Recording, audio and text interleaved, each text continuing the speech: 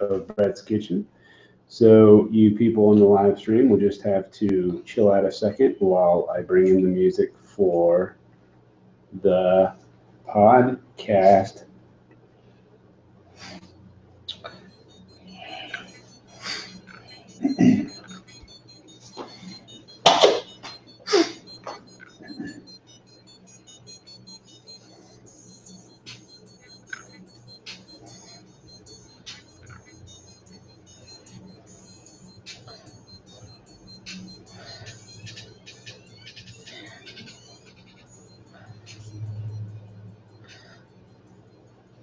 It's 2018.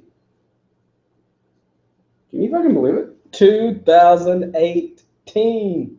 I cannot believe it. That's one after 2017. I think so. Oh, God, it's already off to a great year. Fantastic year. Fantastic year. Fantastic year. I love it. What'd you do New Year's Eve? Dude, I didn't do shit. I rolled at 2 p.m. We had our 2 p.m. annual Checkmate Charlotte Rollathon. That was fun. That was fucking awesome. Man, it was awesome. I had a great time, man. I you know what? I love you guys. I love my team. I love my school. I love my affiliation.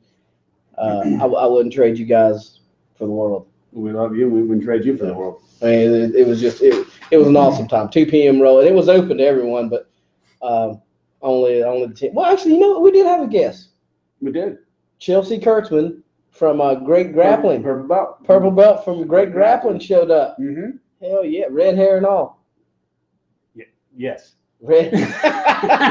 She showed up. I love it, man. I you know what? When she walked in, like, I was so shocked. For you people out there that are listening, if there is anyone that doesn't know, we're here in Charlotte, North Carolina. That's where we broadcast from. And North Carolina. You know, some of the people that we discussed, they're either from the Charlotte area or the surrounding areas, or here in North Carolina, maybe in the upstate South Carolina. Chelsea Kurtzman, she's a what do they call the female jiu-jitsu athletes now? Jiu-Jitsu Terra, some shit like that. We'd have to ask Mrs. Nicole Hunt, because I don't even know how to spell it. Jiu-Jitsu. If anybody out there knows what it is that they call the female, what call you? Yeah, what are we supposed to call you? Because if I call you E, yeah, if I call you the okay, anyway, so if anybody out there that's watching, any of our viewers knows that name, please message me or text me, or or Facebook, or just message her on the live broadcast. Yep. And so we can get that label down. But anyways, Chelsea is a really involved jiu-jitsu female practitioner here in the Charlotte area. She's actually from Raleigh. Does she live in Raleigh, or now? Now she lives in Charlotte. I think she told me her husband took a job here in Charlotte, but she trains in Fort Mill, South Carolina, which can be confusing to our viewers who's not from here. Fort Mill is right outside the Charlotte area. I mean, it's like literally, it might as well be part of Charlotte. And yeah, pretty much. Chelsea trains out of Great Grappling there in Fort Mill. But anyway, she came in, and man, I was shocked. Why were you shocked? Well, I mean, I can't remember the last time I've ever. Well, number one, I don't get a lot of visitors. We don't get a lot of visitors, period. Right. I mean, that's just telling the truth. Mainly because most people think I'm an asshole for whatever reason. But just being honest, we don't get a lot of visitors. They either think I'm an asshole, they think we're going to try to break their legs, or we're going to try to slam them through the walls. All these just really weird misconceptions about our gym. But anyways, we don't get a lot of visitors. We never have. And we definitely don't get a lot of visitors from Great Grappling from Fort Mill. So we just don't, man. We don't. I mean, you're laughing, but I mean, shit's not funny. We don't get a lot of visitors. And Chelsea came in, man. She was awesome. She rolled with everybody. Mm-hmm. Little Tasmanian devil. She was like on my ankles. She's like, she's probably 5 feet tall. Maybe 5 feet nothing, 100 and sponge pounds. 100 and sponge pounds. 100 and sponge pounds, soaking wet. Purple belt came in here and rolled with everybody. Yeah, it was awesome. I mean, and then hold on, we had a visitor last night. No shit. Listen, Vernon Kirk came in, purple belt from the Hubel Carioca. No, and I'm probably saying that wrong. So anybody watching, if I fucked up Professor Hubel's name, just message me, and I don't know, like do like the phonics thing or something. Show me how you're supposed to pronounce sign it. language. Yeah, do sign language. And but anyways, Vernon came in, purple belt. Rolled? Yeah, man, he got in, got some brawls with us, bro. I don't know what the hell's going on. And then, hold on, wait a minute. So, you know, and this is going to lead into something else. You know, we got to do our normal shout-outs. But remember last week's winner, the Jiu-Jitsu Mofo of the week? Yes. John Bagels. The coolest nickname in the world. Bagels. He ain't getting much better than bagels. Bagels. Bagels. With sour cream. Bagels. So, Paul's story. So, for our listeners who's not familiar with Jiu-Jitsu, there's a Jiu-Jitsu practitioner he's in Virginia now, but he's actually from Raleigh. Gracie Jiu-Jitsu. His name is John Telford. John Telford, and his nickname is Bagels.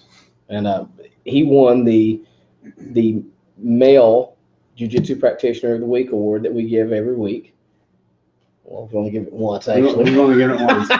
This is the second week, but he was the inaugural winner, John Bagels. And he wants to come in Friday at 2 p.m. Yeah. Dude, you know what I think it is? You know what's really weird is like the little Raleigh group, okay? Because, you know, Charlotte's like not close to Raleigh in a lot of areas. And, you know, like the Raleigh group, they're really tight. And it's just really weird that Chelsea is in that little Raleigh circle. Bagels is like the damn, like, he's like carrying the shield. Yeah, he's like the headmaster. He's the headmaster of the Raleigh circle right now. He's like the champion, the family champion. He's like the family champion, even though he lives in Virginia now. And Vernon, you know, he's with the Bow, which is like in Mebane or some shit like that. I mean, he's in that little circle too. So he's like on the outer perimeter of the circle. But it's really weird, man. Like I was sitting there coming to train, and like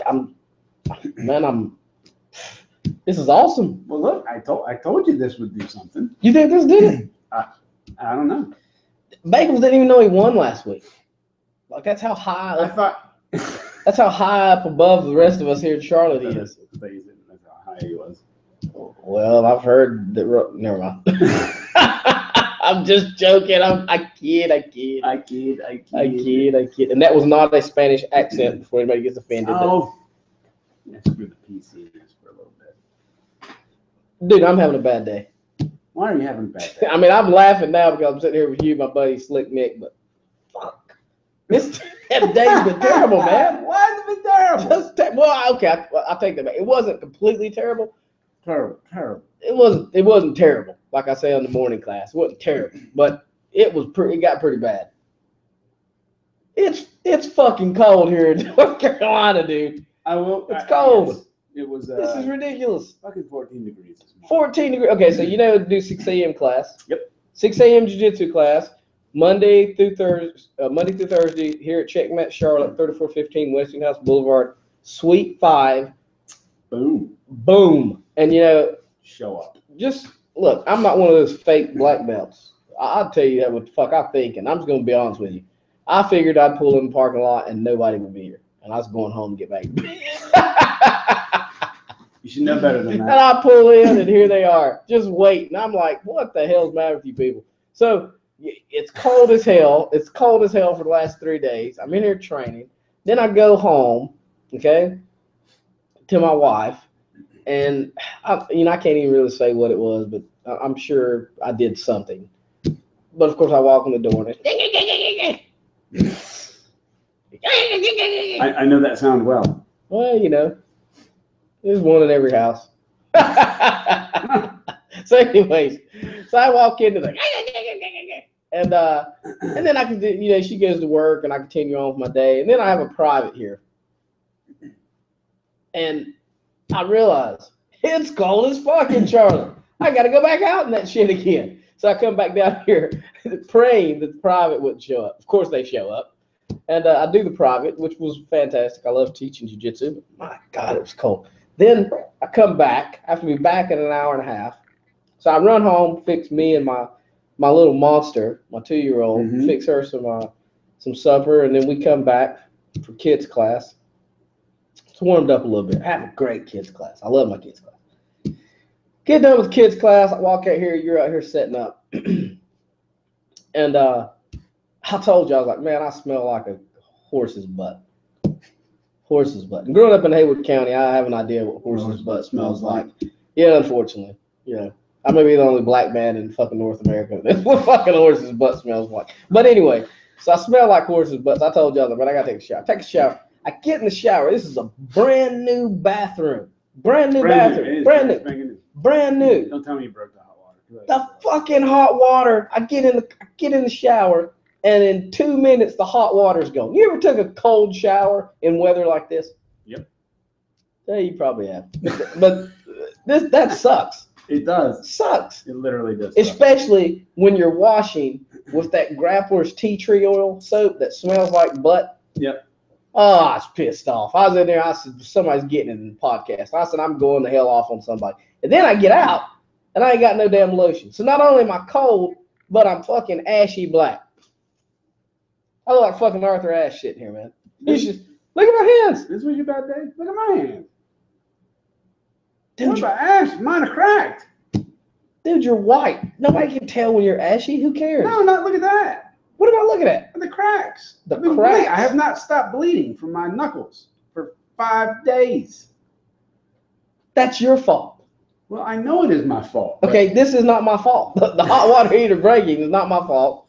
Me not having lotion at the gym is not my fault. So wait, did the hot water heater really? I don't know if it broke. It doesn't work. That's broke. How am I going to take a shower in the morning? Okay, hold on. Damn it. Hold on. So rewind. Let me tell you, you know what? This is bringing us into I'm getting ready to go into our first topic. So before I go into this, I'm going to pause story. Because we got some shout outs we got to do. Shout outs. Shout outs. Shout out time. Shout out time. First off, want to make sure that we get this thing out, man. Geese for GI seminars this week. SwampFox Jiu-Jitsu. Yep. Florence, South Carolina. Florence, South Carolina, 3 p.m. Show up. 4 ladies, knowledgeable, experienced, badass, female, Jiu-Jitsu terras. Do we have anybody that's told us how to say that shit? No, not yet. Nobody? Nobody yet. Do we even have any viewers? Yeah, we got 4 right now. We got 4 viewers, and nobody knows how to say what the female Jiu-Jitsu practitioner. Look, if you don't know how to say it, I'm pretty sure there's a lot of other people that don't know how to say it. Okay, all right. Okay, I'm fine with that. I'm fine with that. But 4 great female instructors going to be taking care of business this weekend at SwampFox Jiu-Jitsu. It's going to be awesome. Mm-hmm. Make sure you are there. Don't miss this. 3 p.m. I mean, you know what? We got to do a better job of supporting female Brazilian Jiu-Jitsu. Yes. We got to do a better job of supporting female combat sports. We got to do a better job of supporting our females, period. Yes. And the biggest way we can do that is by showing up stuff like this. And actually, it's not at 3 p.m. It's 11 a.m. to 3 p.m. Oh, I'm glad nobody listened to me. That would have been bad. That would have been bad. Okay. And it is a co-ed event. It's $40 to participate and learn from these ladies. It's going to be great. It's going to be awesome. I'm excited. $40 and some travel money. $40, man. What is $40? $40. What is it? 2 cases of beer? Depends on the kind of beer you drink. What if you're drinking the Terrapin? The mighty Terrapin? This podcast is sponsored to you by Terrapin Hopsecutioner. Perfect radio silence. That was nice. So everybody, please make sure you get down there. It's going to be awesome. I'm coming down 11 a.m. to 3 p.m. It's going to be great. Next call out. The Jiu-Jitsu. I can't say it. You banned me from saying it. Well, we're going to do the mail first. The Jiu-Jitsu Mofo of the week. The Jiu-Jitsu Mofo of the week. Dun, dun, dun, dun, dun, dun. And the Jiu-Jitsu Mofo of the week is going to go to the G-Man, the G-Spot, Mike Garrity. This is the second week in a row that the pipe. Did I call him the G-Spot? Can I say that on there? You just did. The G-Spot. The G- The Mike Garrity. Okay, wait a minute. Okay. I can't even believe that's hilarious. I love it. Oh. Okay, the G-Man, Mike Garrity. Man, screw that. He can be the G-Spot if he wants to. I'd be the G-Spot. I mean, he may not want to be it, but hell, we're calling him out today. He is the Jiu-Jitsu Mofo of the week. That's right, baby. He got his purple belt today. Very nice. Very nice. Very nice. Very nice. Very nice. We're proud of you, sir. Mike Garrity trains at Charlotte Jiu-Jitsu Academy with the Pipe Doctor, John Piper. You know what all this is building up to, right? All these Jiu-Jitsu Mofos of the week. I have an idea. When the Pipe Doctor comes to town. When he receives the award. When he receives the award, it just stops. Everything just ends. All hell will break loose. All hell will break. I'm trying not to give it to him, but I mean, like, I'm running out of. Wait, that might be what we need to break this cold weather spell. Is the Pipe Doctor getting Jiu-Jitsu Mofo of the week? Yes. If all of a sudden you do that and it's 70 degrees the next day, yeah, you have some juju. Okay, all right. You never know. That's a great point you make. So now it comes to the next award, the Jiu-Jitsu Beehaatch of the week. Dun, dun, dun, dun. Thank you for you not saying it because you mess it up and you say the other word, yes, which is insulting. Wrong. It's wrong. Okay, it's wrong. It's wrong to use the other B word. But I make it look good when I say it. No, you don't make it look good. There's no way to make that word look good. It's sort of like the N word.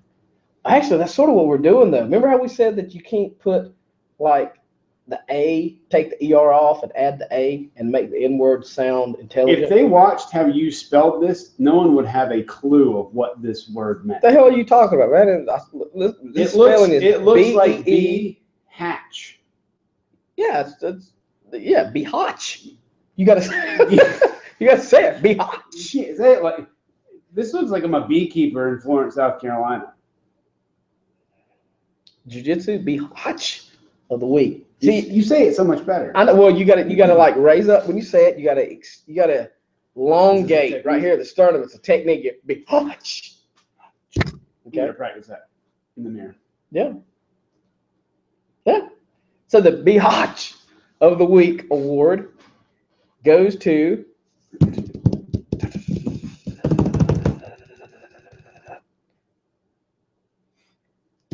I'm gonna hold it off to the end.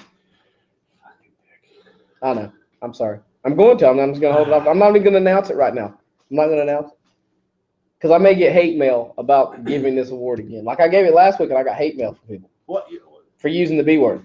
Really? Yeah, they got pissed, man. They got upset. Who got upset? I'm not gonna say their names. They were mad. They didn't like it. They did not like. Okay, I understand. Well, Not that I care. I mean, I was gonna actually give the award to one of the people that raised hell. Well, okay. So, does this word's connotation in your mind a good thing or a bad thing? Is this award a good or a bad? This award is a great thing, man. I gave it to Diane Stiegel last week. I know. Diane is like, listen, Diane is like up. If you're watching this, if you're looking at this right now, are they seeing exactly what I see? Yep. Okay, if you're seeing what I see right here, okay, this is like me. Okay, now that's not a good example. Okay, this is Nick. This is me.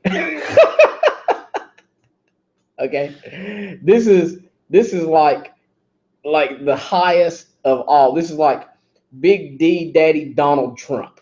Yeah. This is like Obese. Okay, this is like God. Yeah, right there. There's God. Right on top of the screen. Right there on top of the screen. And then this is Diane Stiegel. Boom, off the screen. Boom. Can't even see it. You can't even see her. So this award is serious. Like, this is a serious freaking award, man. Like, when I give somebody this award, it means I think a lot of them. Well, then you should not stop giving the award. Yeah, but then they got offended. I didn't say I was going to stop. I said I'm going to delay giving it because I'm going to give it at the end of the podcast, or I may give it in the middle. I might just shoot it in the middle. But then we're going to have to announce the word again. The Jiu-Jitsu Beehaatch of the week. Of the week. Oh my God. Okay, I'm going to go ahead and give it out. Let's do it. You ready? I'm going to get music for these next time. Okay. Yeah, like we need to do the Conan. We're gonna do official. You know what we should do just to piss off the people that got mad. We should do the Powder Puff Girls theme song. Yes. Okay, so the jiu-jitsu. Huh? Let me see if I can pull it up. No, don't do that right now. So the Jiu-Jitsu Beehaatch of the week goes to none other than Summer Allison. Dun dun dun dun. Drop the mic and walk away. Yeah, just drop the mic and walk away. Summer, or you know what? Actually, yeah, Summer Allison. Summer Allison trains at Phoenix Jiu-Jitsu with Jason Beber. She is a purple belt under. Damn, how does that work? I mean, I guess she's under Jason Beber, her coach. Mm-hmm. But at the same time, I guess she's also under Derek T.C. Richardson, also known as Thundercat. And Henzo Gracie, the Henzo Gracie. The Henzo. And Summer, if anyone knows her, let me tell you something. If you don't know her, number one, you're missing out on just a kick-ass person. I mean, she's kick-ass. Like, she's spunky as hell. Like, I'm talking about, she's like Nicole. She'll tell you what the hell she thinks. And I like that shit. So, yeah. You know, most people, especially, no offense, calm down, ladies, but a lot of females that I interact with in jiu-jitsu, they look at me like I know they don't like me, and I'm sitting there like they're not talking, and I'm sitting there thinking to myself, I know you want to call me a dick, or they're sitting there smiling in my face, and I'm like, I know you think I'm an asshole. But when I get around Summer's like, Brad, I don't like. Sounds like this morning when I walked in. That's what Summer hits me with when she sees me. Every time Summer sees me, she's got something to complain about, and then she tries to break my arm off. Phenomenal jiu-jitsu. When I tell you she's good, she is good. She's one of the best purple belts I know. Period. Male or female. Pretty fucking good. Yeah, she's good. She is an outstanding jiu-jitsu competitor. She's what she does for her school with stepping up and taking the leadership role, helping the people out there, the white belts, the blue belts. She teaches women's self-defense classes there. She competes. She steps up to challenges. She competes against people she don't even freaking know. She's phenomenal. She's phenomenal, and she deserves the award. So it is an honor to give you, Summer Allison, the Jiu-Jitsu Beehaatch Award of the Week. That's right. That's right. Now, because Diane didn't collect her prize from last week, Summer, you can come and collect your prize this week and Diane's prize, which is 4 quarters and change. Well, yeah. Well, now it's going to be 8 quarters and change. It'll be 8 quarters and change. So it's $2. What do you want? I mean, it's better than nothing. I'd come by here for that. I would. That's $1, something off the dollar menu. I would. So do that cackling sound again. I'm going to take that and make that a sound bite, just so you know. And that is at 2:35. Oh, so hey man, let's talk about some serious stuff. Sure. So I was looking at the news today, which I try not to do, but since we're doing these great podcasts, I've tried to pay a little bit more attention about what's going on. Donald Trump, Big Daddy Donald D, the man himself, sent out a tweet to North Korea. And he's gonna get us all fucking killed. He basically said, before we go any further, I had to do this when I was a little kid in the sandbox. Mm-hmm. And I just tell kids, look, my dad's bigger than your dad. Yep. Okay? My dad will whip your dad's ass. Okay? Now, So I can understand where he was coming from on a very elementary level. Unfortunately, we're talking about the President of the United States. And we're talking about people that throw around flaming fireballs of death. Yes. And he sent North Korea a tweet. And in this tweet, he said, basically, somebody tell this guy talking about Kim Jong-un that he has a much bigger. In fact, just let me read it to you. This is what Big Daddy Donald J. Trump said. North Korean leader Kim Jong-un just stated that the nuclear button is on his desk at all times. Will someone from his depleted and food-starved regime please inform him that I too have a nuclear button, but it is a much bigger and more powerful one than his, and my button works. That was pretty fucking eloquent for the big DJ. I mean, yeah, considering where it's come from, that was pretty eloquent. You're right, but I mean, people's going crazy over this. He had 174,522 retweets. 437,089 loves, not likes, loves. Because you got to press the heart button. Do you realize that the Electoral College voted a professional celebrity to be the president of the United States? I'm not talking about like Ronald Reagan celebrity. I'm talking about apprentice, you're fired celebrity. Because they didn't want the alternative. And because we couldn't vote Obese back in, which I would have kind of done. But Obese. I mean, can't get Obese back. That's what happens when y'all scared to make changes. We got Putin now. I mean, you got Putin over there. Putin's been president for what? 80 years? Yeah. So wrestling bears. Yep. So I mean, what do you think about this? In fact, you know what? You was in the military, right? No. Okay, so I mean, what's your thought process on this?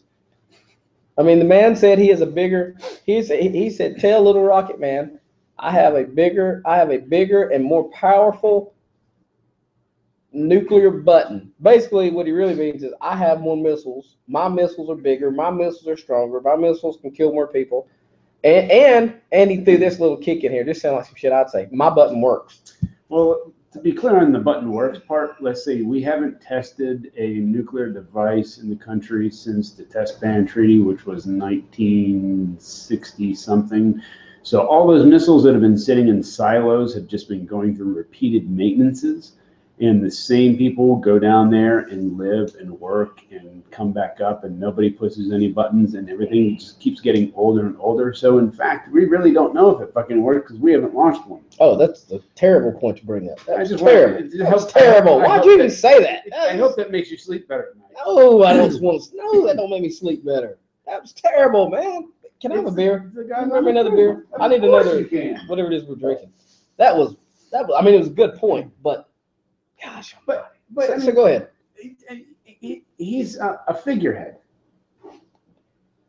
He's a figurehead, but he's still the president of the United States. But he literally can't do anything without being in check. Okay, wait a minute. So for every person that says Donald Trump can't do this or can't do that without being checked, no offense to you, buddy, are the same people that said Donald Trump's not going to get elected to be president of the United States. Well, I know the checks and balances. I understand what you're saying. But even the votes, even the people's votes don't matter because of the way the Electoral College is set up. And I know this is like going off the deep end for what we do in our podcast, but the Electoral College does not take into account popular vote. But that has nothing. That's not what we're talking about, though. You said he can't do anything. He can't. He's a single guy. But again, when you say, okay, look, everybody. I remember when George W. came in. Mm-hmm.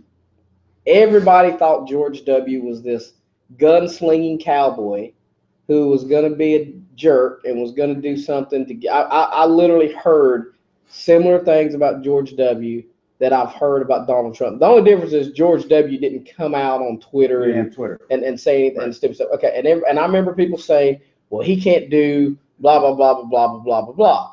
And then one inflammatory incident happened, 9/11, okay? And everybody that said, well, he can't do this because of the checks and balances. Well, guess what happened? The checks and balances turned around in his favor, and they gave him the go to go do what he wanted to do. Now, this is my point. This is why I say that. Obviously, no, Congress is not going to let Donald Trump sit over there in the White House and say, you know what, screw King Jong-un. He can't fuck with me on Twitter. I'm going to push that button. But what if an inflammatory incident happens and Congress gives him the go-ahead for war, and everybody's thinking, what do you mean it's not going to happen? It's not going to happen. What do you mean?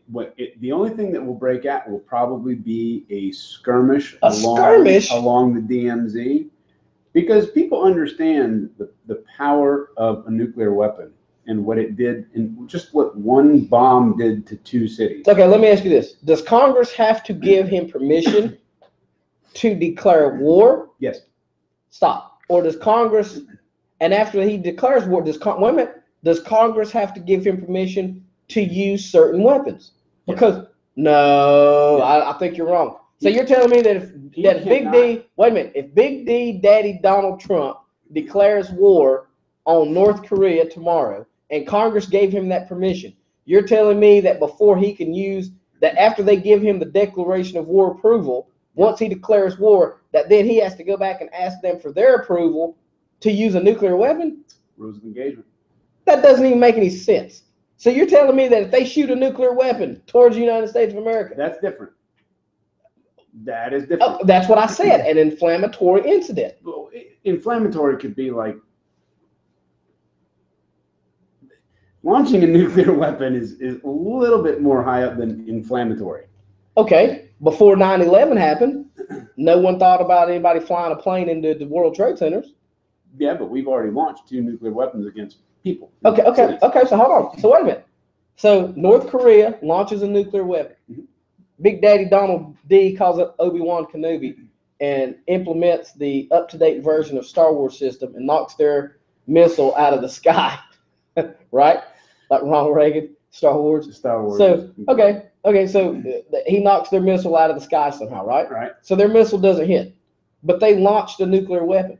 Their missile won't hit because they can't get the fucking thing off the ground. Well, hold on, dude. Now you're sounding like Donald Trump, because that's what he's ever making fun of when he said his button works. So just play along with me. Okay.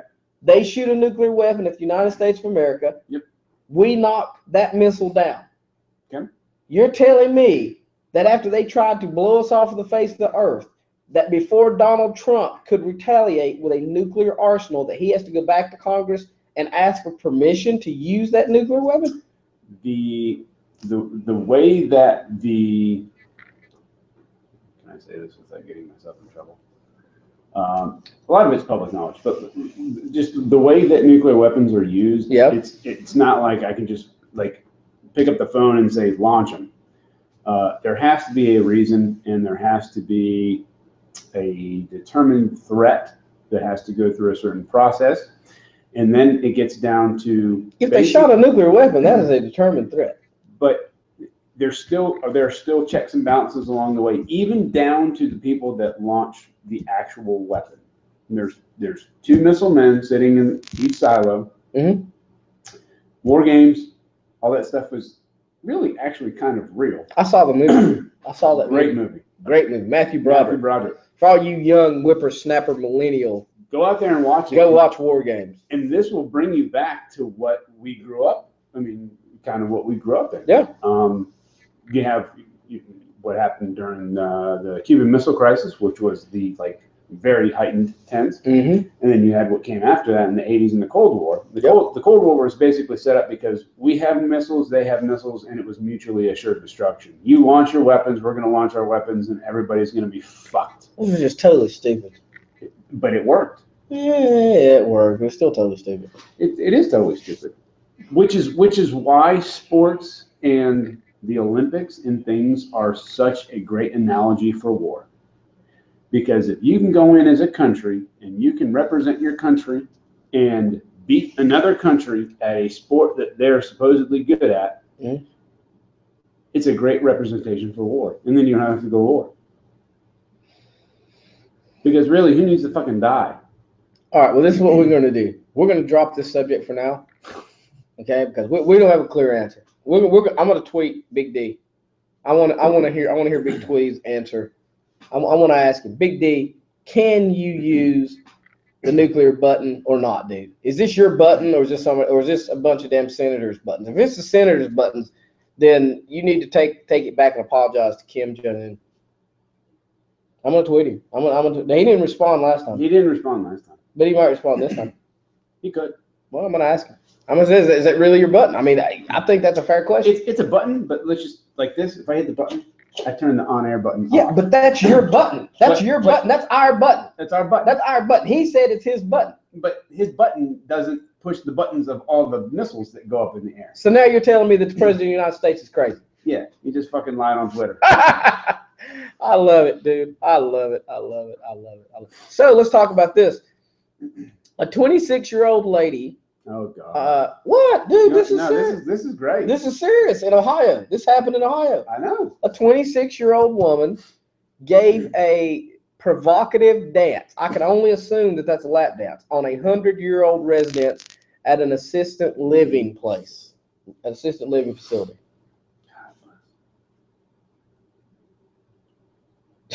I only hope I make it to that old. You don't know what to say, do you? No. 100. Okay, so let's. I made it to 100. Well, let's rethink this. Hold on, wait a minute. 100 years old. Okay. He's 100 years old, and 26-year-old woman gives him. We're gonna call it a lap dance. Okay. We can definitely call it that. Well, I mean that's the only thing I can assume. So she gives a provocative dance to a 100-year-old man in an assisted living residence, and all hell breaks loose. Now, this was back in February. Her name was Brittany L. Fultz, and she was charged with making a lewd advance. Said she flashed a here. Just let me read it to you. Let me go ahead and read this to you. An Ohio nursing home worker was caught on video as she flashed a 100-year-old dementia sufferer and performed a sexually provocative act for him. Officials said. He didn't remember it. Oh, dude, that's so wrong. That's so wrong. My mom's got dementia. I'm going through the same shit right now. If I literally got her male dancer, she would remember. So hold on the video, which we got to get the video. We got to play this next week. I'm working on. Okay. It said on the video you can hear Brittany saying to the man, "I can show you new things. I can show you new things." Okay. He's already seen it all. He's fucking. And then she's pulling down her pants and mooning the elderly resident. And now hold on. Now the woman, the man or woman who filmed the incident said that the man indicated that he was not interested in Fultz's actions, and the person that filmed it. Let's get this person's name. The person that filmed it, well, it doesn't say the person. It doesn't say who filmed. It just said that another person filmed it. The police chief though said that. Well, the police chief said that the man wasn't interested in Fultz's actions and said that it was disturbing and that she was touching him. And Hugh Hefner. Nobody gave a shit about what that guy did. Look, I'm just telling you what was said. So what's your thoughts on that? Well, obviously you think it's a good thing. I was saying, you're 100 years old, you're about to die. What's some TNA right before you go? Well, let me ask you this: what do you think as a married man and as a father? Mm-hmm. Obviously, you don't see any problem with it on his end, but what about on her end?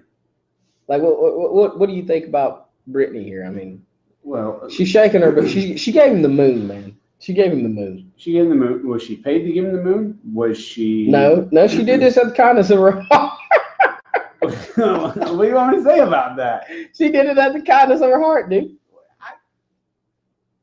God bless her. What do you think? God bless her? God bless her. No, okay. What if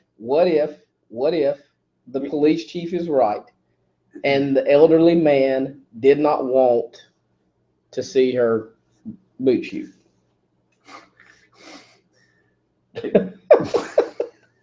I'm just saying, what if? I can't corroborate the. Look, the police chief said. The police chief story. Cops never lie. Never. This is a punch drunk episode. Okay, so go ahead. I mean, okay, you're 100 years old. You're sitting in a nursing home with other 100-year-old women. Waiting to die. Waiting to die. Waiting to die, basically. Or just playing poker and sipping brandy and Yep. still waiting to die. Yeah. I hope I can sip brandy when I'm 100. God, I hope I make it till I'm 100. I think we will, and we'll still be rolling. She walks. I mean, let's just say you and something happens. Wife dies before you do, maybe at like 90, right? So now you're in this home all by yourself. By myself. There's no Regina. And my beautiful Regina, who I love very much. He does. So go ahead. He truly does. So she's not in the picture anymore. You know, Wonder comes by every 6 months, drops you off a card, says, "Hey, Pops, how's it going?" 80 would be 80. My son would be 80. He would be 80. Fuck, he might be in there with you. God, there'd be some arguments. You guys might be getting the same lap dances. Okay, so let's go. Okay, so Aiden comes by, drops me cards. Okay. Every 6 months. So you're just sitting in there, and then all of a sudden, this woman shows up out of nowhere. Yeah. You could have just been eating chicken pot pie and watching Jeopardy. Yep. And all of a sudden, you got some boobies in your face. Some boobies. Or, well, no, wait a minute. Not boobies, the boot shoot. Well, I was painting a picture. Okay, good. Well, I mean, it starts off with mountains. That's a different picture. Well, then you have to. You went from mountains to stream to a fucking possible volcano, dude. I mean, boobies and then boot shoot. Well, I mean, either way. Okay, go ahead.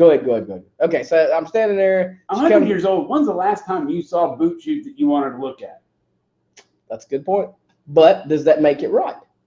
What makes it wrong? If she did it voluntarily, what makes it wrong? Okay. Now, He's 100 years old. okay. So now this is where the person that got mad at me for saying about giving the award of the Jiu-Jitsu Beehaatch. Okay, this is where they're probably, this is what they're probably thinking right now. And I'm gonna go ahead and throw this out there. Okay. What if it was reversed?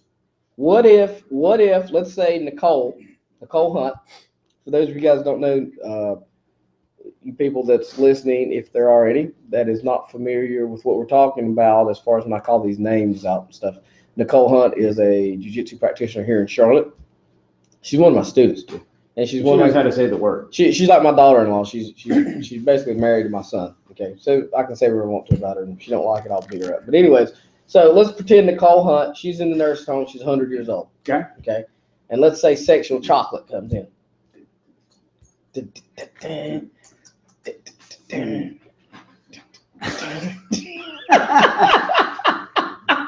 Sexual chocolate.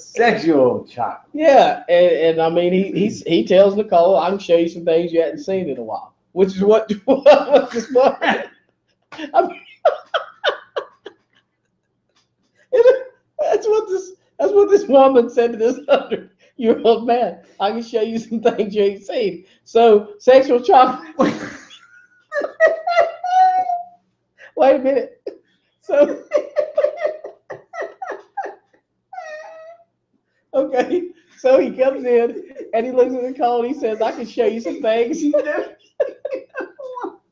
I mean, now, do you see what I'm saying? No.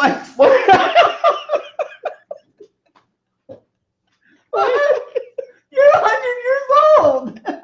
So you're saying you think You think Nicole wouldn't care?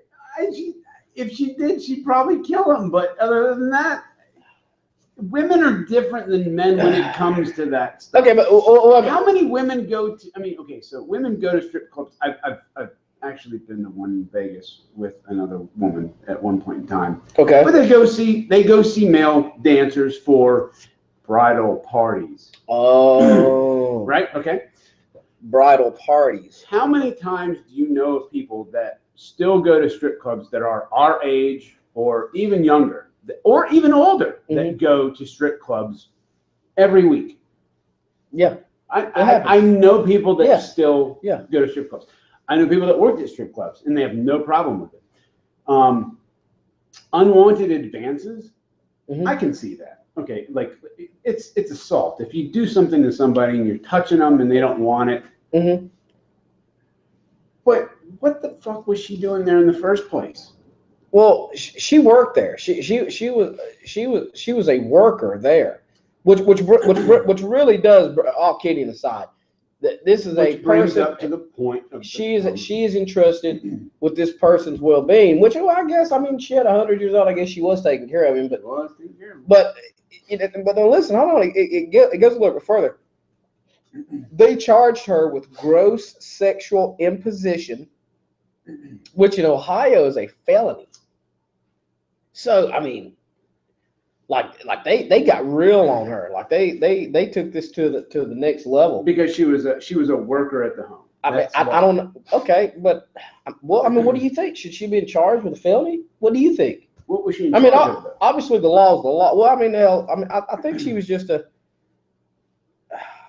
Let me see if it gives us any more information. I think that she was just a nurse, or maybe she cleaned the toilet bowl. I don't know. She threw out the bedpans. And she wore. Look, it just says she was a nursing home worker, and says she's caught on video. Gave a lap dance to an elderly man with dementia and told him she could show him some things that he ain't seen, and turned around and pulled her pants down and mooned him. I said it was his problem. God almighty, this guy, man. This guy. How many viewers do we have right now? We just lost 2. We just lost 2? Yeah, but people come back and watch this later. That's the beauty about YouTube. You know I'm going to get hate mail about this. Bread's Kitchen, thebreadskitchen@gmail.com. All right. Well, I'll tell you what. We're gonna leave that. What hate mail you want? Yeah, there you go. Yeah, send it to the Bread's Kitchen @gmail.com. @gmail.com. Send the hate mail. Send it to us. Send it to us. Give it to us. We want it. We want it. We want more of it. We're like that old man, that 100-year-old man. Dude, let me tell you something.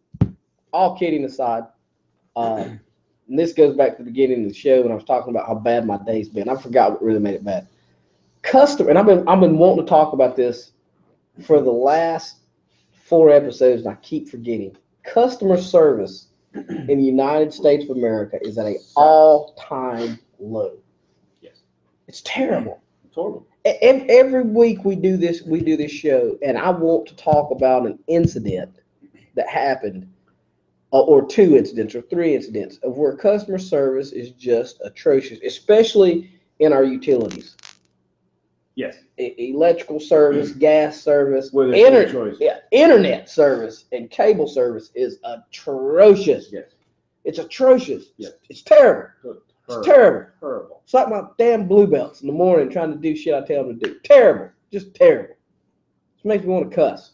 Okay? Today, I go to Walmart. Oh, yeah, you want my blue belts. I go to Walmart to pick up the damn groceries. This is one of the things I walk in, and Gina hits me. Okay? Pick up the groceries. So I go to pick up the groceries. Okay? It says they're going to be ready at 11 o'clock. Were ordered online. Ordered online. Roger that. Trying to use the technology, trying to get in touch with my millennial side. Okay? And supposed to be ready at 11 o'clock. I get an email at 10:30 saying that they're ready. Okay. I don't get to leave till about 12. Okay. Now it doesn't matter what time you leave, because when you get there, you pull in the parking lot, you call the number, and you say, I'm outside, blah, blah, blah, right. blah. Okay. I pull into the parking lot in the Walmart. Now, keep in mind, my daughter Leah's with me. She's 2 years old. She's in the back. She's, God, I'd hate to be a 2-year-old, man, sitting riding in the damn car seats. Oh, I hate them things, man. So, anyways, and we're in the Toyota Camry, which is like a damn 1922 or some shit. My wife, she takes the brand new Altima, drives in her heated, warm seats, drives her ass to work, parks at the fucking parking garage, and don't get used while I'm freezing in the Toyota Camry in 10-degree weather. That's why you brought the Altima this morning. Yeah. So, anyways, kudos to you, sir. So, I pull in the parking lot of Walmart, and there are 2 vehicles sitting there. There's two vans. Okay, now I'm already pissed because I feel like an ass clown. Only soccer moms are sitting in the parking lot waiting for the damn groceries, and here my big ass pulls in with Leah, supposed to be a tough guy, black belt, and I'm picking up damn groceries. Okay, it's already embarrassing. All right, so I pull in, park in between the 2 soccer moms. They look over at me with this disdain. You know that your parking sound is very, very close to the Regina sound? Okay, so I pull in, and right in front of me is the sign, "Welcome to Walmart Pickup Service. Please call." And I'm going to give you the damn number. To hell with them, bastard. So I call this number right here. You can see right here. Look at this. Look at this. Right there. Walmart. 803-360-3632. Okay. And then it's right here at 12:09 p.m. 12:05. 12:05, 12:06, 12:09. 12:05, 12:06, 12:09. Now, the reason you see 3 calls is because they didn't answer the damn phone. Okay. Okay. Okay. Understandable. So I look over my right and I see the 1 soccer mom. I look over my left, see soccer mom number 2. All of a sudden, I see the door open from the Walmart, and out walks this damn walking, working aardvark. That's all I can describe her to you. She's a damn human aardvark, that has been employed by some idiot. Like, I don't even know who the hell she could have sat in front of for a fucking job interview and got the job. She comes out pushing this damn cart. Which Walmart was this? This is the one in Fort TKK. Fort Mill, TKK, whatever it is, the same damn thing.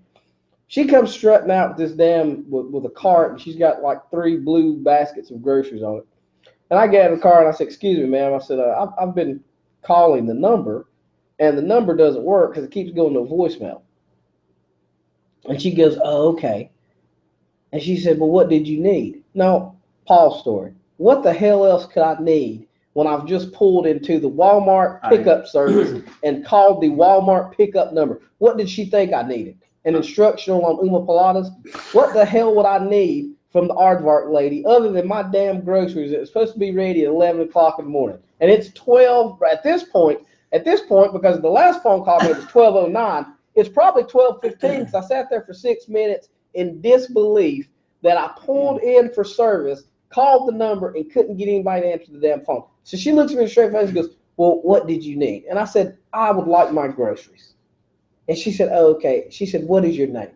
She said, "What is your last name?" I said, "Allen." And she looks at me with a straight face and goes, How do you spell that? "No." She says, "First name. I have several Allens." Well, why in the hell did you ask me for my last name? I know it. But you know what? I cut her a break on that one. So I said, "It's under Regina Allen." That's like a lot of Smiths, though. Hold on, wait a minute. That's funny you said that, because this goes to the next part of the story. So she leaves. Now keep in mind that soccer mom number 1 on the right of me. Don't tell me she's a Regina. Hold on, wait a minute. Hold on. Soccer mom number 1 on the right of me is still sitting there. So she brought soccer mom number 2 her groceries, had an interaction with me. This is the aardvark lady. Okay. She had an interaction with me. Who was there first, by the way? Well, that's what I'm saying. When I pulled in, soccer mom 1 was there and soccer mom 2 was there. I pulled in between them. She comes out, she gives soccer mom 2 her groceries, and then she has an interaction with me about me needing my groceries. Okay. Okay. You with me? Yep. 100%. Okay. So soccer mom 1 is still pissed off. Soccer mom 1's not pissed off yet. She's just sitting in her van. She ain't said nothing to nobody yet. Okay. I assume she had already called or already did whatever she needed to do. She's still sitting there. Yeah. So as Aardvark finishes up with soccer mom number 2. Okay. All right. Another van pulls in. Here comes soccer mom 3. Soccer mom 3 pulls in. Okay. Gets her big ass out of that van. Fucking thing lifted up like it's on hydraulics. Okay. All right. She gets out, walks around my vehicle as I'm finishing up my conversation with the Aardvark lady, and proclaims to the Aardvark lady that she does not have a phone, and that's why she hasn't called. And the lady says, okay, what's your name? So at this point, I just get back in my car because I'm like, well, I've already told her what I needed. I'm going to give her the benefit of the doubt. Okay. So soccer mom 3 and the Aardvark lady finish up their conversation. Soccer mom 2 pulls out and leaves. She's already got her groceries. The Aardvark lady. So now soccer mom 1, soccer mom 3, and myself are sitting there in the Walmart pickup line. Okay. Hold on. So I'm glad I got evidence of this damn story because it's unacceptable. So there you see Walmart right there, Fort Mill, South Carolina. Yep. So 2 more calls. At 12:18, I'm still sitting there. You're on the phone for 5 minutes. I'm on the 5 minutes on hold at 12:18. And then again at 12:24. And then at 12:24, I'm on hold another 2 minutes.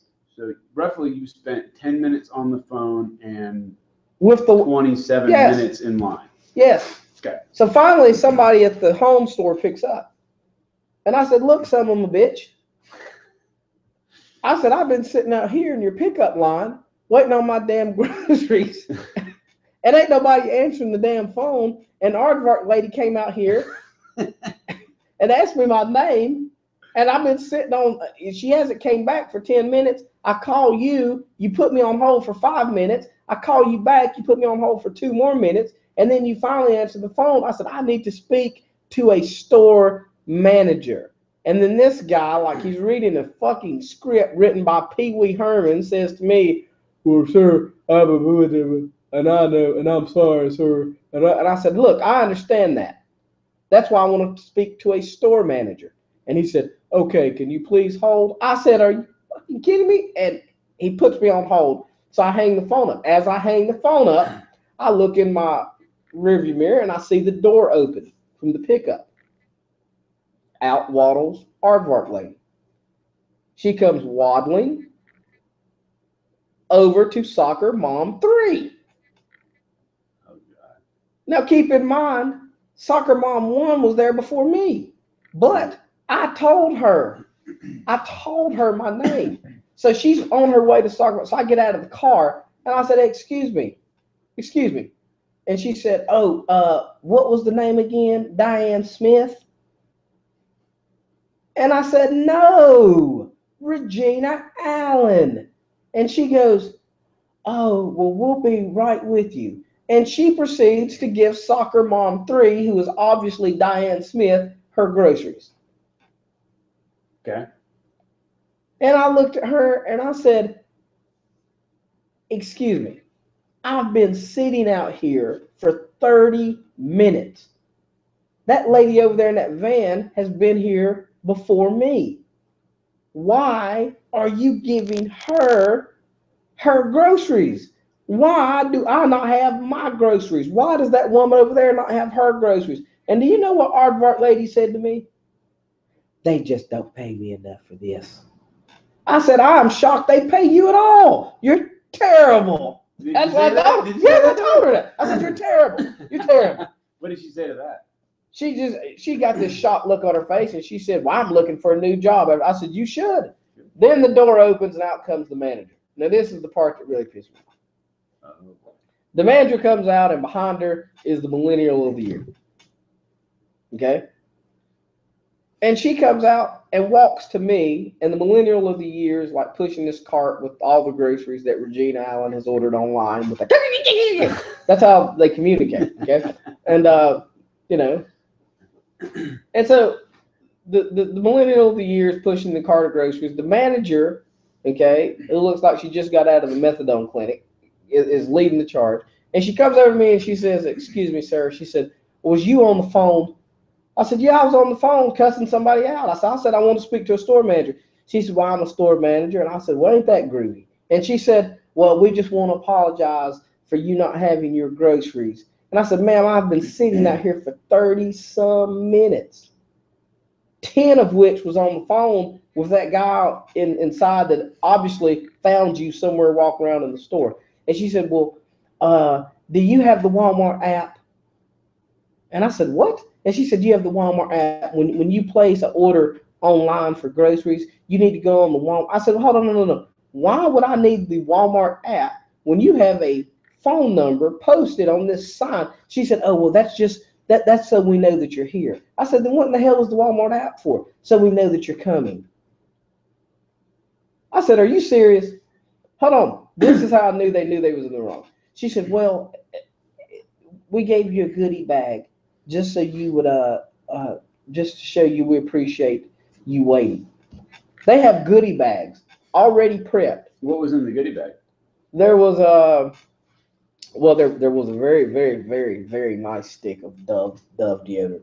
Walmart, if you're out there, I would like to thank you for that Dove deodorant. It's very nice. But a very nice stick. I'll show it to you. It's anti-irritant. It's a great product. I was very impressed. You use that as lotion. They tried to butter up to me. They gave me a big jar of Prego spaghetti sauce. Who doesn't want Prego spaghetti sauce? Yeah, and obviously, I mean, they knew they screwed up. They obviously went through my grocery list. Obviously they didn't look at me and determine that I'm not Italian. Okay, but they must have thought that somebody was in the family because Regina, in her Saturn alien voice, ordered like 15 damn cases of spaghetti shells and noodles and like 2 jars of spaghetti sauce and vodka sauce and all these damn sauces that you Italians eat. So you haven't figured out that your wife's Italian yet? Yeah, well, I just figured it out.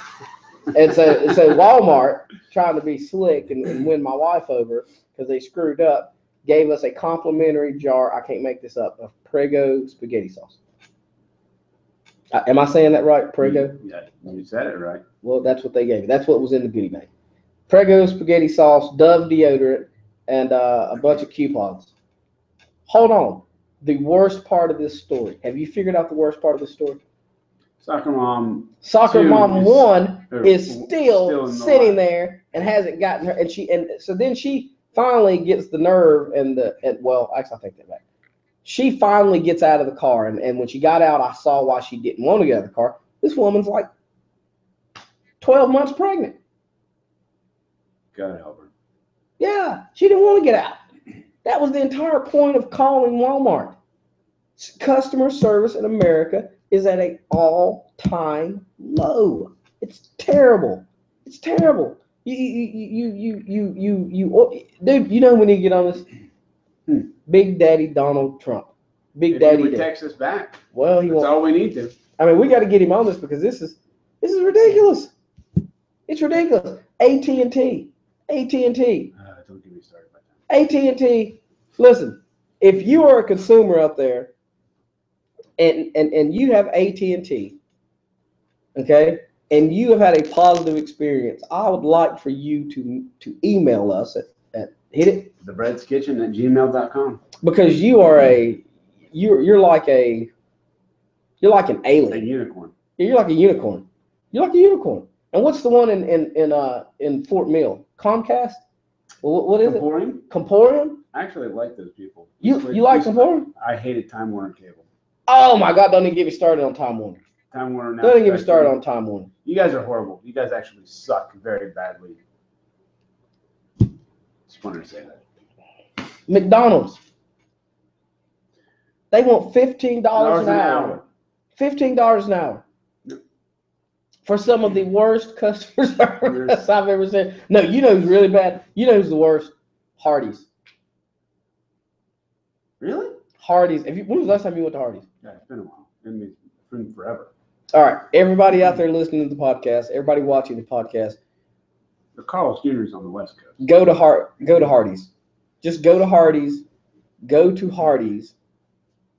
And you've never seen, if there was a visual definition of the word understaffed, it would be the Hardee's sign. They're never staffed. I've never been to a Hardee's that's staffed. When was the last time we went to Hardee's? About a month ago. I stop by there once a month just to get a kick at the shit show, just to get a laugh at it. Up on Tega K, you get off the exit Tega K off 77 South. Yep. Get off that exit, and right next to the QT station is a Hardee's. You've never seen a clusterfuck like that in your entire life. I might go that way home just to go by there and get me a burger. No, hold on. Go by in the morning. You got to go by in the morning. Get you a biscuit, because that's what they're known for. Get you a biscuit. All right, man. Seriously, go by and get you a good sausage biscuit, and I guarantee you, in fact, go inside. Don't pull through the drive-through. Pulling through the drive-through like waters down the experience. You got to go inside and look at what's going on. So worse than Burger King. Oh, way worse than Burger King. All right. Burger King's bad. Burger King is bad. Burger King is bad. Burger King is bad. I'll say that, especially considering, that Burger King, the variety of Burger King's menu isn't like Hardee's. Hardee's is serving breakfast, biscuits and gravy, sausage biscuits, tacos. I mean, they're trying to do all that Carl Jr. stuff and hamburgers.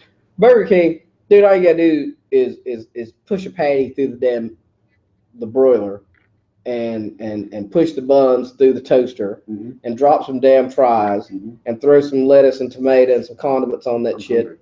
Oh man. It would taste good. And you know what? You go through it. We continue to go. That's why the customer service is better, because we continue to give our money to them. God. Could you imagine? Hold on, think about this for a minute. Could you imagine you pay me $150 a month to teach you Brazilian Jiu-Jitsu? You pay me $150 a month to teach you Brazilian Jiu-Jitsu. And you walk in one morning, and you get changed, and you get on the mat, and as you're on the mat, I sit there and play on my phone. You warm up, I play on my phone. You guys just sit there and look at me. I keep playing on my phone. I get up, I walk outside, I come back in, I go to the bathroom, I come back in. Go out and smoke a cigarette. Go out and smoke a cigarette. Yeah, go out and smoke a cigarette. Then, hold on, then ask you, well, what do you want to learn? With an attitude. Well, what do you want to learn? And then you tell me, and then I say, well, hold on. And then go over and get on YouTube and pull up some shit and then come back and say, well, just sit down and let me show you this. Could you, with attitude, could you imagine that? But yet we still give our money, our hard-earned money, to these jokes. These jokes. Just, it pisses me off, man. I was so mad today at Walmart. And I don't know who's worse, the manager or aardvark lady. I mean, aardvark lady she was atrocious. She was atrocious. Who do you think was responsible for hiring aardvark lady? Well, I can only assume the managerial staff, but I don't think it was that manager, because I can't see anybody allowing that manager to hire anybody. She had no teethers. How do you conduct an interview with no teethers? Not even. Could you imagine? Let's go again. You come in to you look up Checkmate Charlotte. It's $150 a month. You walk in, and I have no teethers. You're a bad motherfucker at that point. I have no teethers. Cauliflower ears and no teeth. I'm learning from you. No teethers? No teethers. You'd learn from somebody with no teethers. Fuck yeah. No, man. In a combat sport? No. Shit, yeah. Rotten breath and all in your face. What do you want to learn? Hey, we're going to talk about that next week. Instructors with bad breath. And look, you guys can email me on this and you don't have to put your name. Well, actually, I take that back. I guess on the email you're going to have to, but put on there if you want it to be anonymous. I won't mention your name. I promise. We're going to talk about instructors with some stank ass breath.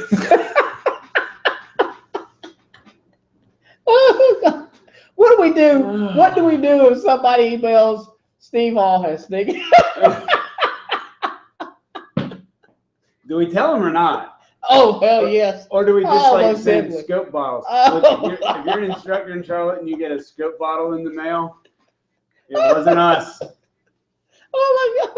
I already know a few people I can send that to. Some snake ass breath, man. God, There's nothing worse than oh man.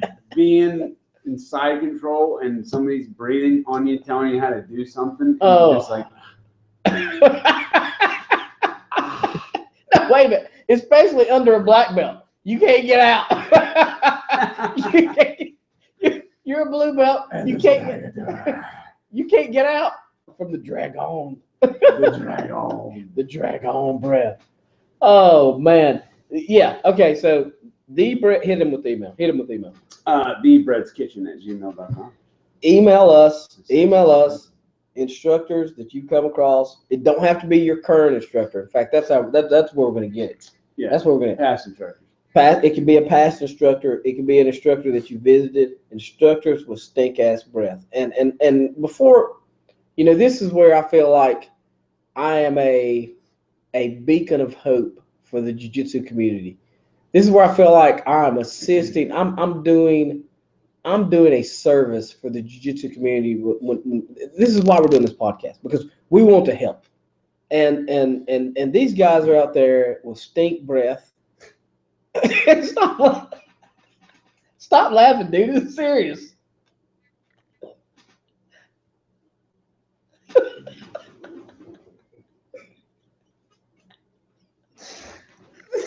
I was funny that you trying to be serious about it. I am being serious. I know you are. Stupid blue belt. This is serious business, guys. Like, seriously. We want to help, okay? Because these guys don't know. They don't know. Like in my bathroom, there's a full bottle of scope or something. You brought it. Listerine, man. Like we're killing germs here at Checkmate Charlotte. Yeah. Gingivitis, all that shit. And if you know somebody with some stink breath, just send us the email. All right. Send us their address. They'll get a Listerine package courtesy of Walmart and Arbog lady. Actually, you know what we'll do? Just so everybody knows we're sincere, that we're being serious, okay? We are being serious. No, we're dead serious. It's pretty funny. No, listen, because I feel strongly about this, dude. I do too. We won't mail it. Hold on. Well,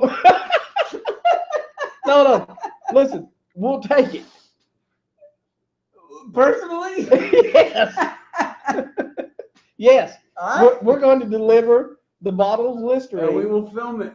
And we're going to film it, and we're going to put it on the YouTube channel. And that's entertainment. Yeah, man. We're going to, the Listerine challenge. This is, dude, quit laughing. I can't. The Listerine Jiu-Jitsu challenge in 2018. I mean, shit, dude, it's got to stop. I mean, this is the only way we're going to get our sport into the mainstream. The first battle is stink ass breath. I mean, we can't do anything about like the early promotions and the black belts being given out and all this craziness. So we're just gonna we're gonna help.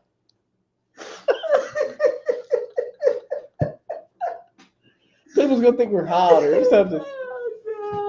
Oh man, that was worth it. That was definitely worth it. We're gonna have to like cut that and like just making one episode. We will make it best of.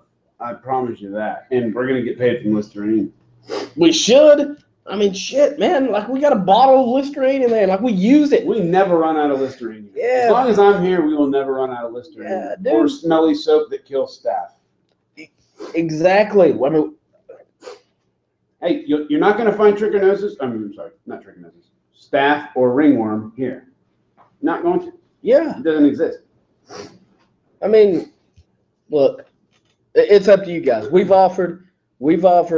Hopefully, take us up on our kind gesture to save you one private at a time.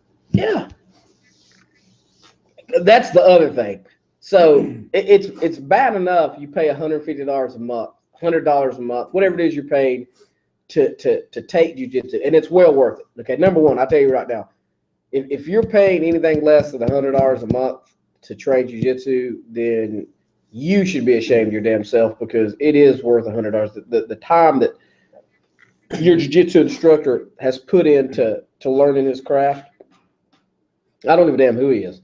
You know, if he's a legitimate teacher and he's put his time in, if you're paying anything less than $100 a month, I mean, that's a steal. But if you're paying $100, $150 a month, $200 a month, and he's on top of you with some stink ass breath, that's bad.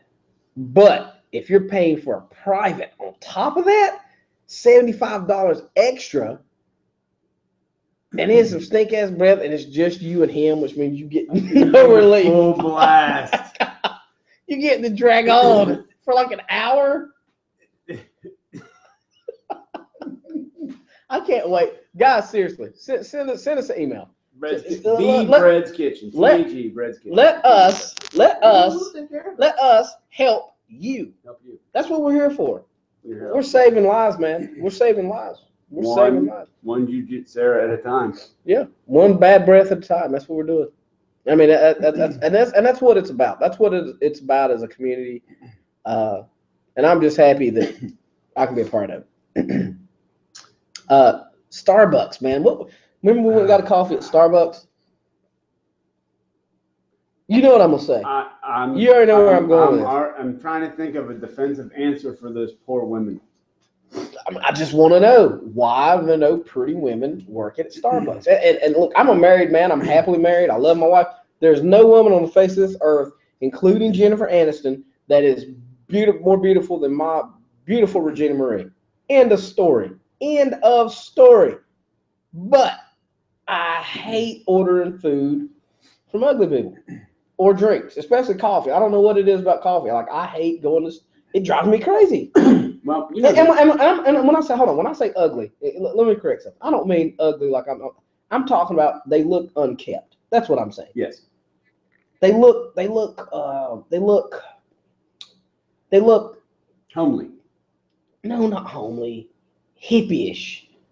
I mean, that's a definite. Like there's just probably some arm hair sticking out from underneath their sleeve. Oh, yeah. And that drives me. I don't like that. Customer service is at all-time low. It's an all-time low, man. It's an all-time low. It's terrible. It's just terrible. Arm hair in your coffee. Oh my goodness! Could you imagine? Mad. Which is worse? Which is worse? Arm hair in your coffee or stink ass breath during a private from a black guy? Stink ass breath. Because you're stuck there for at least an hour. Guys, we got to hit them with the email one more time. You can't say anything. TheBreadsKitchen@gmail.com. The Bread's Kitchen. I'm gonna see if anyone has emailed yet, and because I want to help. We are here to help, and we're also gonna. I think we should come up with like a move of the week to talk about. A move of the week? A jiu-jitsu move of the week. Maybe next week we'll bring that up, or if, I don't know if you want to do it now. Well, yeah. You know what?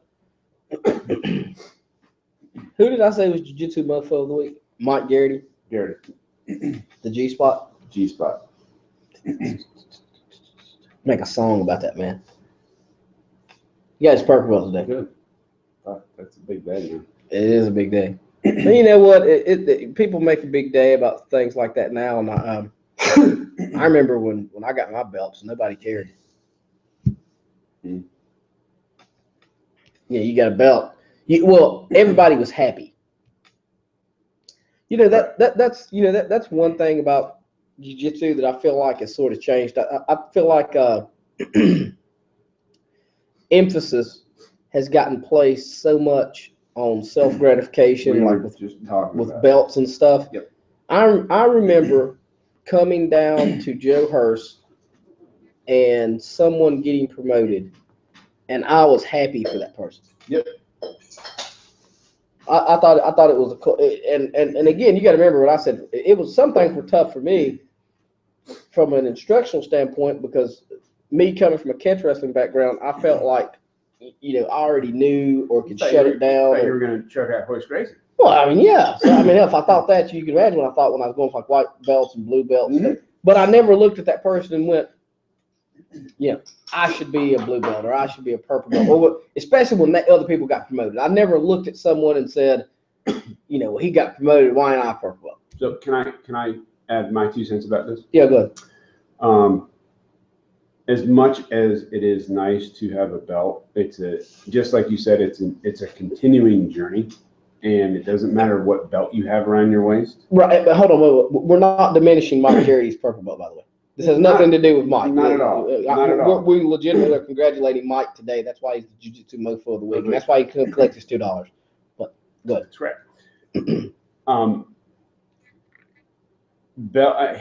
Belts are important for some people because it means it marks their progress going forward. Yeah. People that have been doing martial arts for life, they remove the belt system from their way of thought. I don't know if I conveyed my that's my just personal thought. I mean, because every time I'd walk into a school, I would just put on a white belt. It didn't matter. It didn't, because I was traveling all the time. I was going to different schools, and it really didn't matter. I was just a white belt. I'm always going to be a white belt. And I think if you walk into a school with that mindset, that you will get the most out of every class, because you don't put yourself above anybody, and you remove the ego from your training. Yeah. Look, I think what you just said is the best way I've heard it put. When you can remove the belts from your path of thought in your journey, it's going to make your life, your journey in jiu-jitsu that much better. But that's a tough thing to do in today, because a lot of emphasis is put on that. Gratification. I mean, it's a lot of emphasis is put on that. A lot of. You know what? It didn't really occur to me in my journey, dude. I was. Like, I can actually tell you this. 2013 is when I realized, dude, I've been doing this a long time, and I'm only a freaking purple belt. Right. I was, at that point, I was 11 years in. I was 11 or 12 years in. It didn't occur to me, literally. I went to a school. Well, actually, I'll just go ahead and say it. I went to Professor Hurst's Academy to train, and I was a 4-tip purple belt for the second time through. Long story. And he had a brown belt in there, and nothing happened with me in the brown belt. But I was just sitting on the mat, and I was talking to Professor Hurst, and his brown belt, his brown belt was sitting there, and I'd been talking to the guy. I'd rolled with the guy. He caught me. I caught him. I mean, there was nothing. You know, it's not like I was destroying this dude, and I thought, oh, this guy's a brown belt. He sucks. It had nothing to do with that. It was just I literally was sitting there, and we were all talking, sweating, and just had a good practice session. And I just looked down and saw he had a brown belt on, and I thought to myself, holy cow. I've been doing this 11, 12 years, and I'm just a purple belt. And I didn't have any hard feelings. I wasn't mad about it. I didn't get upset about it. But that was the first time that I really, really, really thought. You want to know that this is true. I got all of my belts when someone else said to Professor Hurst, "Hey man, you know, Brad won this and Brad won that and Brad's done this and he's pretty tough to be blah, blah, blah, blah." And then Joe was like, "Oh yeah, that's true." And he either said, "Hey man, I want to see you do this and this to get promoted," or he said, "Hey man, you've been doing this for this amount of time, or you're doing this and you look good and here's your belt." I never asked for a belt. Somebody else. What kind of fucking idiot asks for a belt? I'm sorry. Dude, I've met plenty of them. I've met plenty of people that I've seen people leave schools multiple times. Gosh, they leave their academy because they're not getting promoted. God forbid anybody ever leave their academy and then come here. to train under me. Oh. Like this is the one school. just so that. you know, anybody's listening to this in Charlotte area, if you leave your school because you're not getting promoted, or you leave your school because you're having a strong disagreement with your coach, this isn't the place. You probably shouldn't come here. Yeah, no. Probably shouldn't. Now, if you've got a legitimate good reason and your coach is okay with it, yeah, I mean, come on over. You know, but I'm going to talk to their coach. I'm going to talk to their professor. And if they say anything about a belt, this is not the place to come. Like, you don't even want to walk in here. It's just not going to happen. It's not going to be good. Yep. I mean, I just can't. But you know, on the flip side of that coin, I see these instructors taking these other students from other, and I'm just like, why? And advancing them? Well, just taking them in, period. Because of the same issue? Yeah, I picked up a couple people from John Piper, and I called and talked to John and said, hey, you know, tell me about this person. Not a single time did he say anything about a belt. If he had said anything like, well, they left because they didn't get promoted, I would have told him, you can't come. Don't come. You know, he told me things like, oh, you know, their work schedule, or oh, they're this, or something, or they was hurt and they moved, or something. And I was like, oh, okay, that's cool. So all legitimate excuses. Yeah, for me, legitimate excuses. Well, by my standards, legitimate excuses. But I've seen these other instructors, you know, they take people's students, they let people come from other schools, and people just jump from this school to that school. And I'm sitting there going, if they can't get along with that instructor, then what in the hell makes you think, why are you surprised when they're disloyal to you? Right. You know, what makes you honestly, I mean, and it can be, you know, a lot of times, especially when you're an underbelt, I call anything below black an underbelt. You don't see the big picture.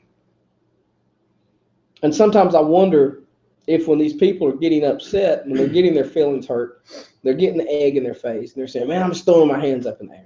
Sometimes I wonder if they go and talk to these instructors, and the instructors are scared to have those tough conversations with them.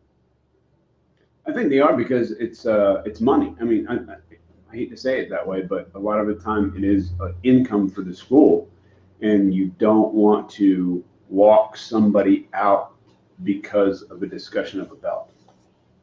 So what, they just don't say anything, just let it go, and then the person leaves? Or I've seen it happen.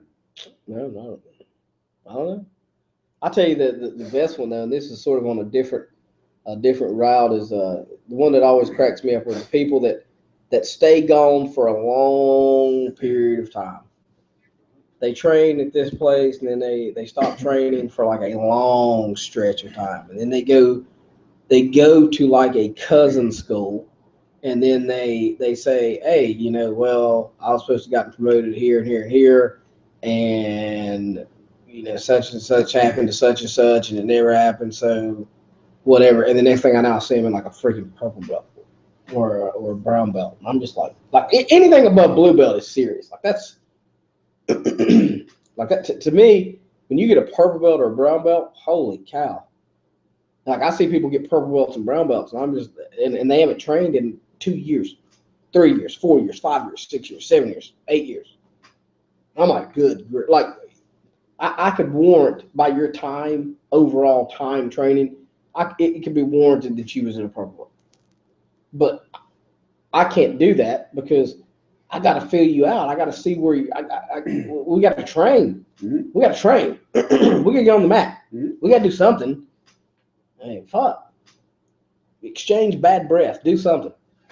We got to do something. I don't know. I mean, it's just me. That's just my opinion. I mean, well, you brought up a good point. You brought up tips, and you brought up tips on a brown belt. What is your? We've never really talked about this. I guess what is your internal promotion about tips on higher belts? You mean like purple belt, blue belts, purple belts, and brown belts? Purples and browns, man. Honestly, I am the world's worst about tips, stripes. And the reason is this, because I never really abided by like any self-defense curriculum, or you have to know this amount of moves, blah blah blah. To me, my relationship with my students is an apprentice-master relationship, and that when you sign up under me, you are entrusting in me to guide you through a process as I see fit to get you from white belt to black belt, which is a lot. And there's what, 5 belts: white, blue, purple, brown, black. There's 5 belts for you to go through. Red, you want to count? No, we're not counting. In gray. Yeah, well, technically speaking, there's 4 degrees to each one of those belts.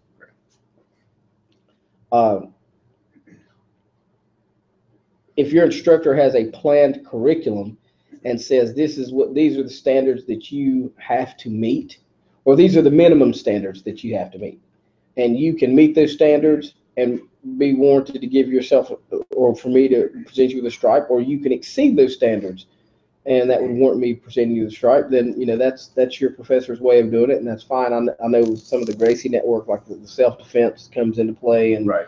And the Gracie diet and all that stuff. I don't do that stuff. I'm starting to regret it, and I'm actually considering. Why?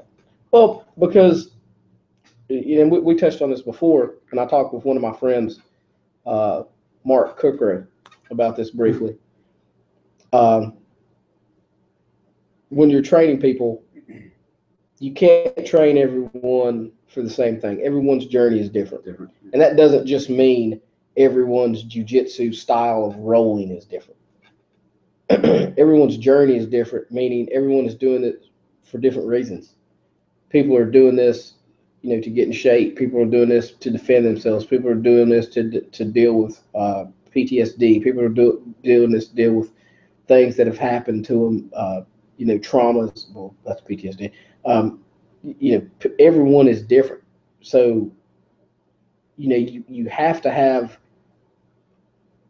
in my older years of thinking, you have to have a guideline, just a basic guideline that can reel everyone in, okay?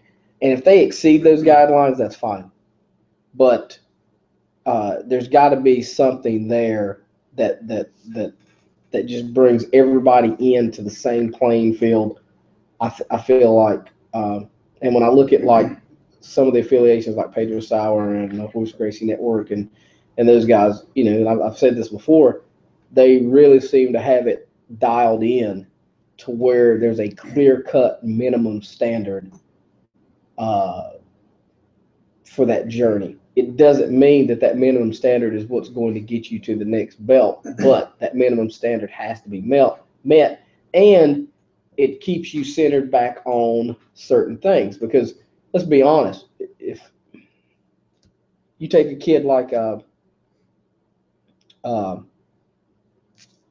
Wonder Bread, he could go into a lot of schools and just run through the school and run through the competitions and win a bunch of Naga belts and win a bunch of new breed belts, and next damn thing he's a black belt. Mm-hmm. And maybe he is in his application in competition, but there's got to be something there that brings him in, that keeps his jiu-jitsu focused and keeps it renewed, that keeps it fresh, that keeps it down to earth, that keeps it rooted, that keeps it, and that is the art of jiu-jitsu. I feel like, I think it's that self-defense curriculum. I think it's that that self-discipline, that structure that sometimes you can get away with when your total concentration is on sport. Does that make sense? So do you think that Checkmat as an affiliation does not have a certain set of standards that are expected to be set by all schools that are affiliated? No, I think that Professor Master Oliveira, I think he entrusts his black belts to hold every belt to a certain standard. And what I'm saying is that it's easy. What I'm saying, I may be the bottom of the barrel. I mean, when you look at the Checkmat black belts in the region, these are some experienced guys. You got to remember, I'm only a first degree black belt. you're not talking about a small school name. You're talking about one of the larger One of the larger. Well, and that's what I'm about to say. What I'm about to say. When you look at like here in the Southeast, look at the black belts that run these schools. Paulo Mushu's a 4th degree black belt or a freaking 5th or 20th. I don't know what damn degree he is, but he's a lot. Okay, a lot of experience, a lot of years, a lot of wisdom. Okay, you look at Helton down in Myrtle Beach. He's taught, he's trained all over the world. He's been underneath Hickson, and there in his school he has Evanuel Oliveira, who is he's 30 years old. The guy's a 4th degree black belt, I believe. I forget the guy's name that used to be there, but I think he's down in Columbia now. Shout out to Ton and Ashley. Thank you guys so much. Thank you, Ton. Awesome gear and stuff you've been providing us with. Love you guys. But my point is, I think Master Leo, he entrusts his black belts to hold each one of their belts to a certain standard, to make sure that that jiu-jitsu is rooted, that it's down to earth. And that's what I do. I do that. 100%. But my point is, what I'm saying about is with the self-defense curriculum, I think that's a when you entrust somebody, that's judgment. You're entrusting their judgment. Okay, and we're all humans. We make mistakes. Mm-hmm. I've made mistakes in promotions. I've promoted some people, and I look back on it, and I was like, why did I do that? The biggest case being is usually when you give, and I told you this the other day, when you give somebody their blue belt, you give them their blue belt, and then all of a sudden you don't see them at practice, and then they quit. And you're like, what the hell? Well, and then it's because maybe so much emphasis was put on that blue belt, and that literally for some reason became their highest goal to obtain. Well, that's my fault when that happens. I wasn't doing. I don't think it's your fault. Oh no! I think it's the jiu-jitsu community's fault. No, it's not the jiu-jitsu community, because there's a jiu-jitsu community, but that jiu-jitsu community encompasses and is outside of the community's outside of these walls. What goes on inside of these walls, which is my job and my responsibility, which again goes back to what I was saying about my friend Mark Cookrow and guys like Steve Hall and the Horace Gracie Network. With their standards are set, and they're enforcing those standards, and they're doing it inside their walls. And it doesn't matter what happens outside of these walls, even when they go to tournaments. I've seen guys underneath the Steve Hall and the Horace Gracie Network, and I'm looking at this guy's like, that guy's a badass. He's running just rush shot over everybody at tournaments. It doesn't matter. They have to know that self-defense curriculum. There's certain standards that they're held to, and those are minimum standards. And you can do whatever you want outside of that category. If you don't meet that minimum standard in self-defense, you're not progressing.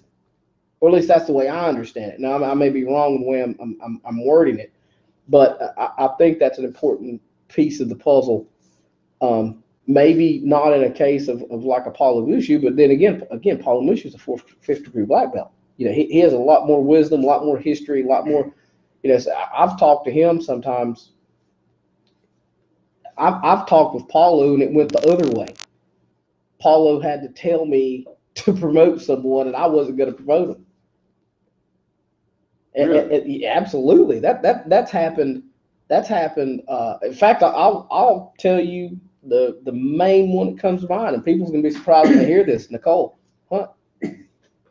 But Paulo was one of the biggest advocates for her to get promoted, and I wasn't going to do it at first. To Brown? Yeah, to Brown belt. To brown belt. That's true. That's a true story. And after I did it, or after I talked to him some more, and he gave me his reason, his explanation.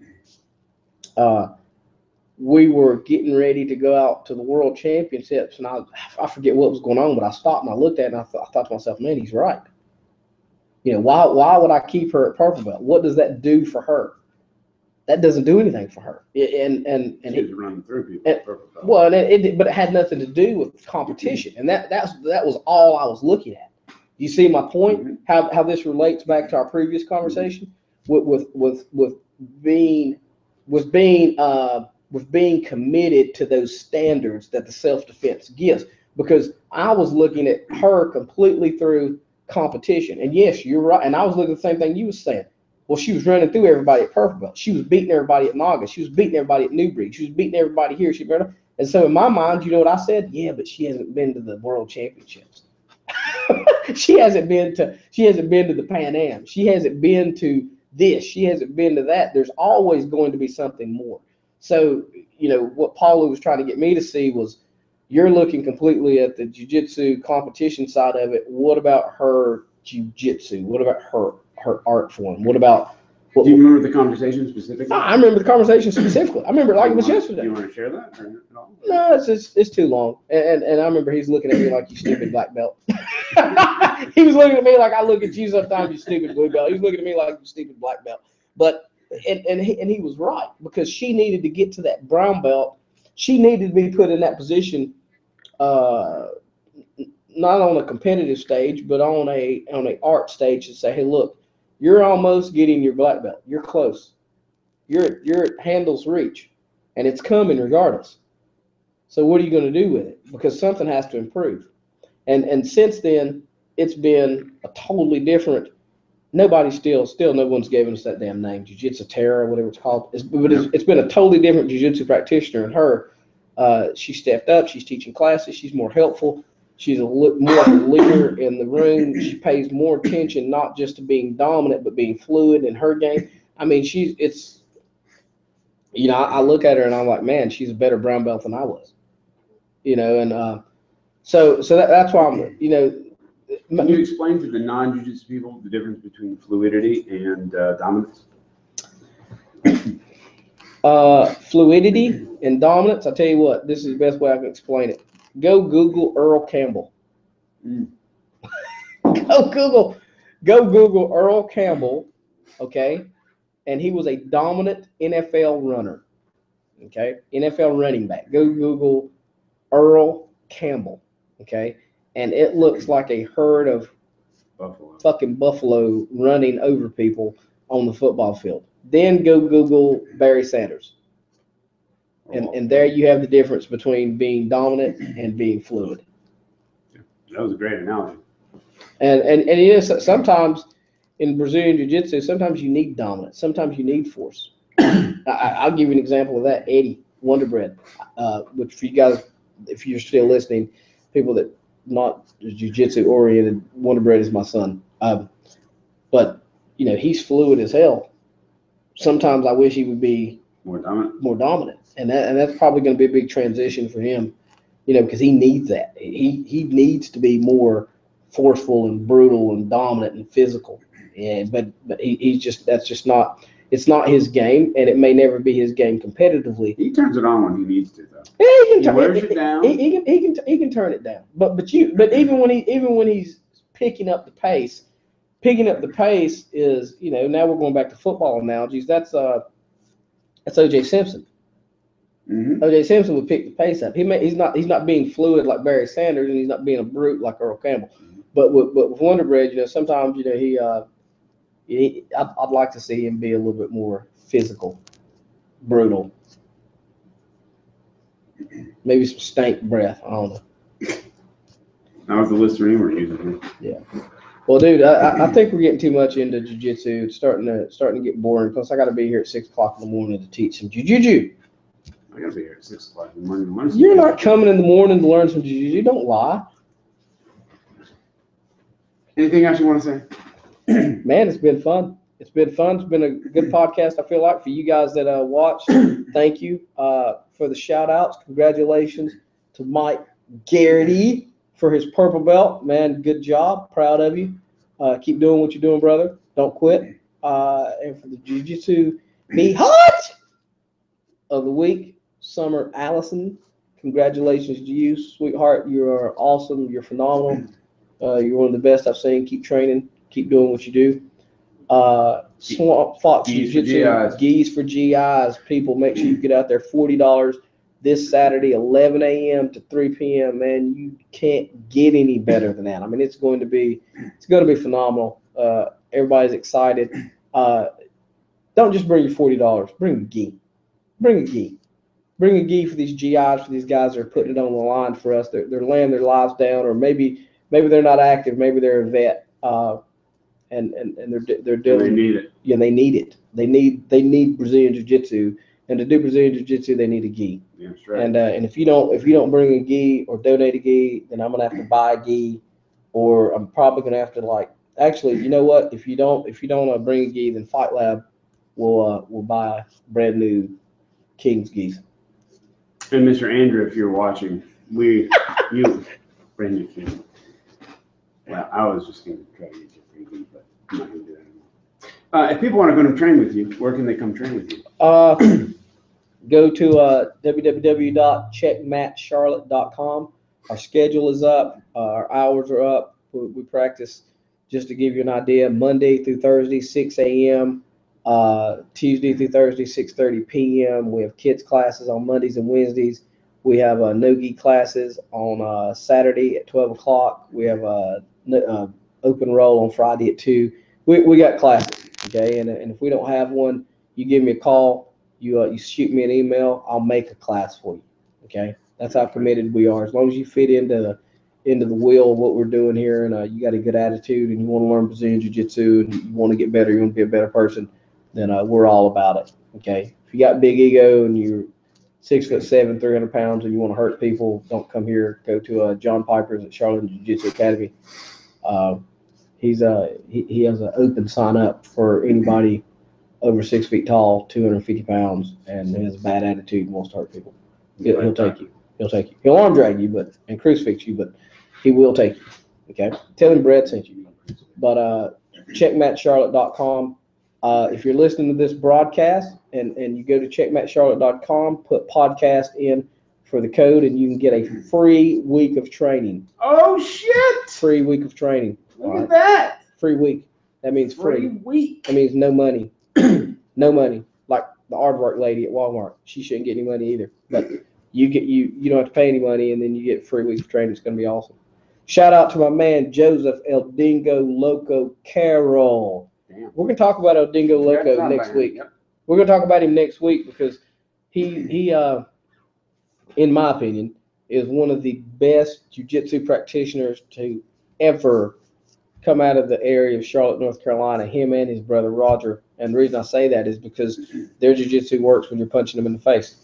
So that means they're better than you. All kidding aside, it's true. So other than that, man, I think we are finished here. You want to hit the button? Peace. Boom.